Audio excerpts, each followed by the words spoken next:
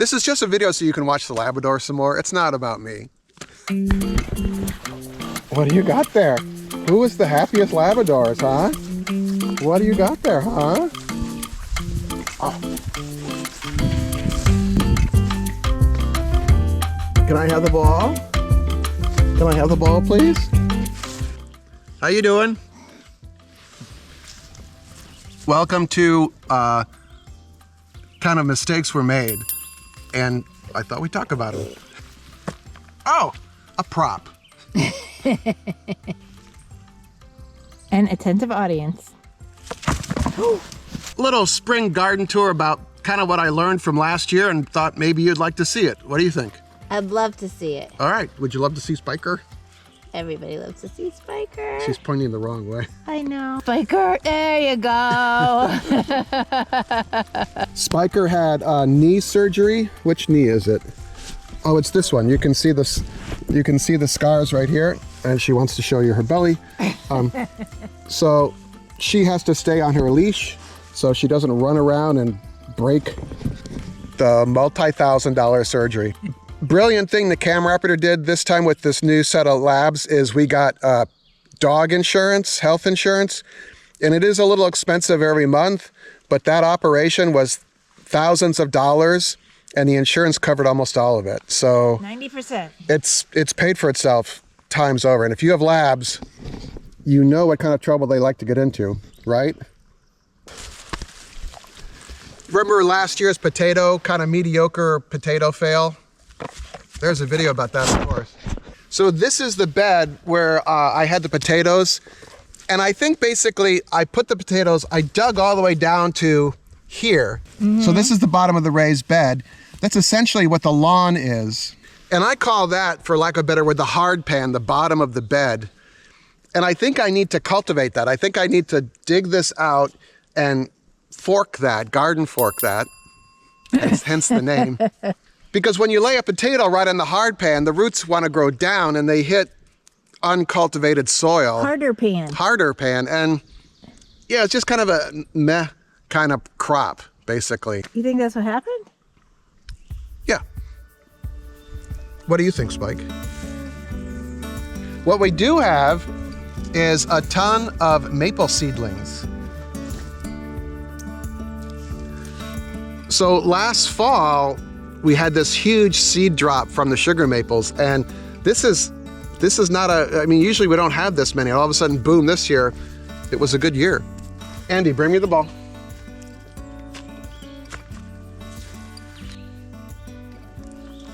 Oh, that didn't work. Bound. What's going on here? What are those sticks? So a milkweed plant volunteered in that bed, and it sent little side shoots underground, and one popped up here and one popped up here. So when they pop up this year, I want to transplant them and make kind of a milkweed patch. Why? Well, they're free plants. It's milkweed, you know, the butterflies like that. That's why. And I think milkweed's an amazing plant. You can actually eat the flowers. I've done that. And but not the leaves, right? Aren't the leaves poisonous? Well, they're mildly, I am not a doctor or a plant expert, okay? So I don't know why you're here. Why am I here? All right, let's move on. Well, you just probably watched a video about the, thank you, about my new attempt to cover up the beds to warm them up, but also kill off the weeds. But then I just realized that the main milkweed plant is right under here. Of course. So. Smothered? We'll talk about it. You can watch the other video, but mild success here. I think there's some room for improvement. The biggest issue is the edge where you cut the things. Ah. Andy, come here. Whenever you're down on the ground, they get very excited. But yeah, I mean, weeding isn't fun. So if you could cover the whole bed and bake it a bit, cut off the sunlight to the weeds before you plant, isn't that a good thing? I think it's a good thing. Yeah. You can also, you could leave this here, and if you wanted to do tomatoes, you take your propane torch You could also, if you want to plant like tomatoes in here, you can take your propane torch and just torch a circle, plant the tomato in there, and then there's no weeds to come up. You keep the soil warm for the tomato. Moisture is held in. My neighbor does that with great success. And leave it all summer or just for the Yeah, because it's UV stable. It'll hold down the weeds, keep in the moisture. Yeah, I mean, that's how some farms do it. Oh. We have to throw the ball. Oh, look. There she goes. She'll be back in about 30 seconds. Oh, we're watching it. That's not dirty. Hurry, talk. Next. Andy will be 4 on Friday. Yeah, it's her birthday coming.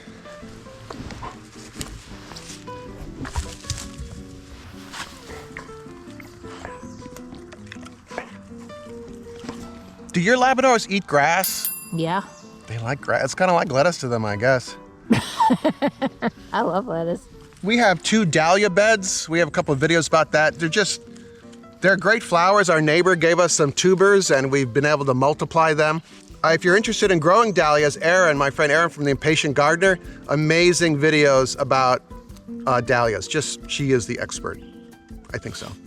So I dumped on here some sawdust. I had to cut a bunch of wood with a friend of mine. We had to cut down some 2x8s and I got some offcuts. I'm gonna make a trellis for our hops, our beer hops. We are? Yeah. I didn't know that. Well, it'd be fun. And of course, it's another video. When are we doing that? When I stop dying. What do you mean? I have this really bad cold that's lasted like almost a month and I have asthma, so it's a double whammy. Please be careful. He's not very productive like this. Yeah, someone's productive.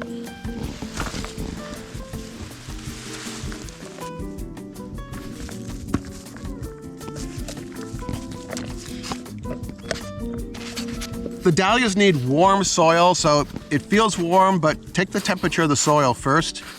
I dropped some sawdust and then some wood ash. We cleaned out the fireplace today. And you can actually make soap out of fireplace wood ash if you want. That's not our thing. I like to go to this thing called the store and buy soap. Wood ash soap? Yeah. I didn't know that. Yeah, it's the thing. But again, the biggest problem we have with these beds is the grasses from the yard. There's a really good YouTube channel, which I'll link to, has a couple, they're into the Ruth Stout method of gardening, and they talk about dealing with this stuff. But that shoots out tendrils, so it shoots out tendrils from the lawn into the bed and then goes up. So I'm constantly battling this. What did you say? The Ruth Stout? Ruth Stout method of gardening, which is it's like no-till, don't dig the earth, lay down some straw and plant on top of it. I'm greatly simplifying it. I mean, no-till is kind of a broad subject. There's actually the No-Till Gardener, farmer, fantastic videos. This is kind of like a watch other videos Yeah, really. show. Eric's brain dump on gardening. Don't watch my show, watch everyone else's. We're sending you away now. No, but Credit where credit's due. I really believe that karma is boomerang. He does. In other words, what you put out in the world comes back at you. So if I can tell you about other people that know about stuff more than I do, if I'm helping you, good. Agreed. Yeah.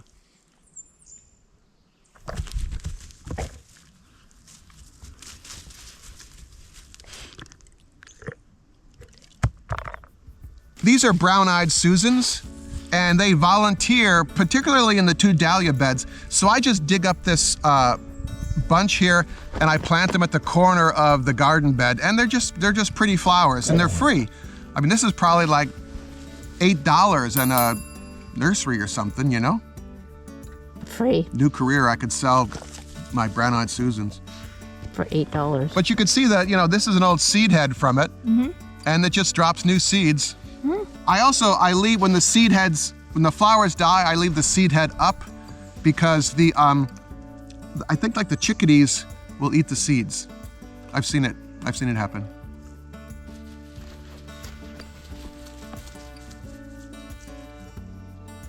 What was that?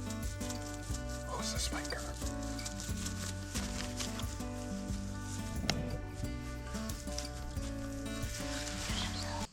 Hi, we're back.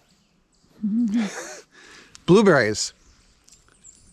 What, 5 years ago we put these blueberries in? Longer than that. Way longer than that. My neighbors have fabulous blueberries, and we're kind of have this kind of meh blueberries. Oh, excuse me. You've met Andy, right? I should have thrown that way in the woods. And these are okay, but they're not even really okay. I mean, like that one does really well. Yeah, that's okay. But there's two problems here. First of all, the weeds have taken over. And I'm thinking, instead of me trying to pull these weeds and these grasses, I'm gonna cover this with cardboard or black plastic for a while and just kill off all the weeds. And then a new layer of wood chips. But before I put down a new layer of wood chips, I don't know where I saw the video, a gentleman on YouTube, if I can find it, I'll link to it. But he talked about adding, this is a soil acidifier. This has elemental sulfur and gypsum in it. And from what I understand, well, I'll put a little text by here. I think there's a biological reaction that happens in the soil that makes this available for the roots of the blueberries. That's a long sentence. But I think this is a safer way than using aluminum sulfate in a blueberry bed. So I'm gonna lay this in, follow directions. And then every year I've used this blueberry, well, it's for berries. I don't get paid for this. I just like this company. I'll link to these products below. Again, it is an affiliate link. It helps us pay the bills, so appreciate that.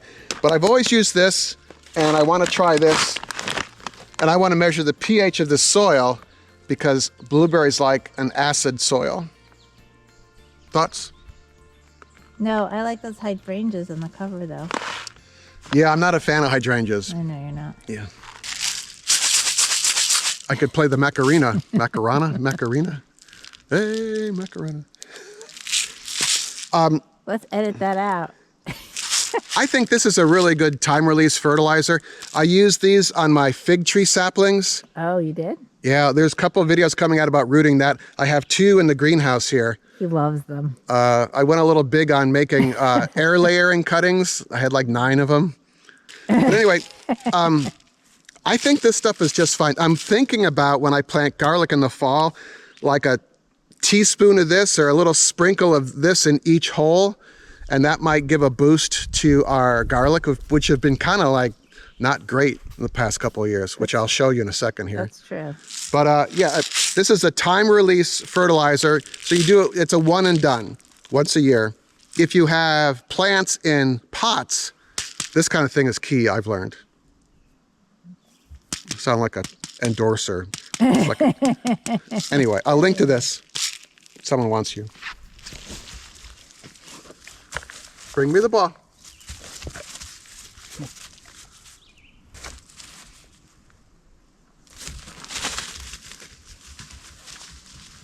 Quick, garlic. First problem is goldenrod, which for a while I was kind of obsessed with. In a good way? Well, I thought it was until it became a problem. It's really aggressive. Give me the ball. Assertive. But it'll push everything else out. Yeah. And that's right against this bed, so I'm just gonna pull this out. The second problem we're having is this weed Yeah. is horrible. This came in on a plant that someone gifted us, and I noticed it when we were planting. I was like, oh, I'll just pull that out, and I forgot, and it's gotten all over the yard. I don't know what it is, but You'll have to tell me who gave you that plant later. yes. Off camera. It's like kind of sticky almost. Yeah, they're those little green burrs that get on your dog. So this is our garlic bed, It is? and it was a really poor harvest to the point that I didn't pull up a lot of the garlic. So it has grown again a second year. So this will have a lot of little bulbets, but this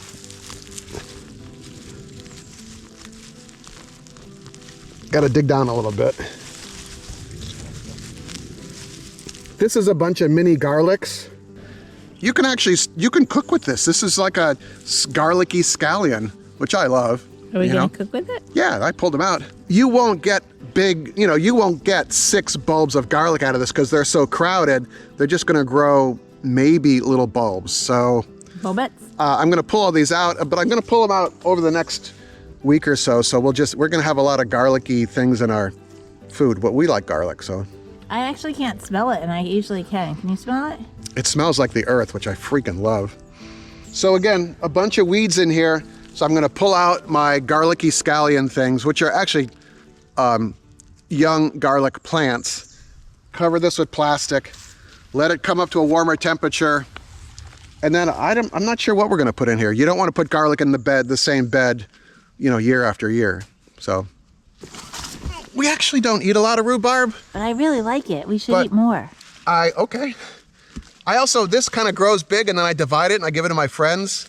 And their rhubarb always grows better than ours. My friend Charlie has this beautiful flush of rhubarb, and it's from this plant. What's that? This is a pawpaw tree.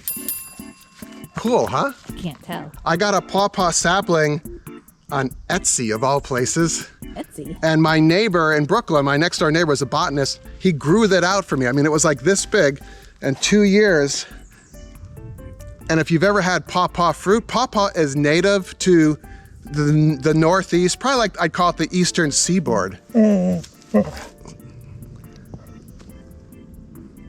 Excuse me? Pawpaw, they're delicious. You either like them or you don't. The fruit is really fragile, so you can't really buy it in stores because it'll break in the box. But I need to buy a couple more of these because you need several to pollinate. But I'm trying to figure out where to plant it in the yard. They grow really well along streams and stuff. Oh. So. How big do they get? I'll put that here because I don't remember. Greenhouse. That's its own chapter. The greenhouse is a hot mess, okay? Like the title of the video. I put this window in. I still have to edit the video, but I had to take apart most of the greenhouse to get it in here. But it's made such a difference in keeping the basement and the whole house much warmer. If you remember, there was like a wooden window here, and that thing leaked like crazy in the winter. But right below here, wow. fig trees. From your fig tree nursery? This is really cool. In Brooklyn, there were a lot of Italian families, and they brought fig trees from Italy. The Brooklyn backyard is a microclimate that's warmer than the outside air. Does that make sense? Well, they're enclosed and protected from the wind. Right. So that makes it even better to grow fragile figs. These two are hardy figs. This one my neighbor was growing, and she allowed me to do some air root layering. And I call it Jackie because that's her name. Oh, something's dropping in the background. This is a Chicago Hardy, which is a very popular fig tree.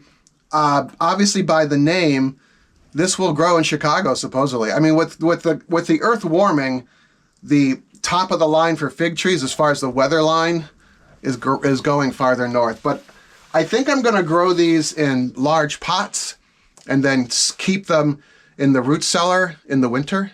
But we'll have some really nice figs next year, I'm hoping. I wonder if the bears like figs.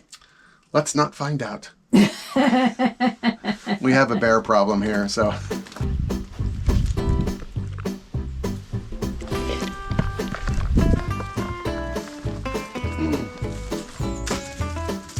I just blew out my arm. I can't pitch today. Yeah, I'm putting you on the bench.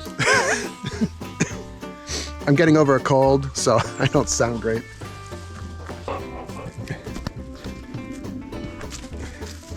All right, quick, she's gone. Again, check this. You don't have to use this brand. Any kind of time-release fertilizer works well, but this is a big takeaway for me. The other big takeaway is a soil test. That really kind of opened my eyes to, I was putting too much nitrogen into our soils here, and soils had too much phosphorus. There's 2 videos about that. You can get them in the text below here. If we had multiple raised beds, I think you should do multiple soil tests and you can learn what your soils need to get like big bang for your buck kind of thing. Right, Spiker? Quiet. Her tail's going just a tiny bit. She's great. Makes you smile.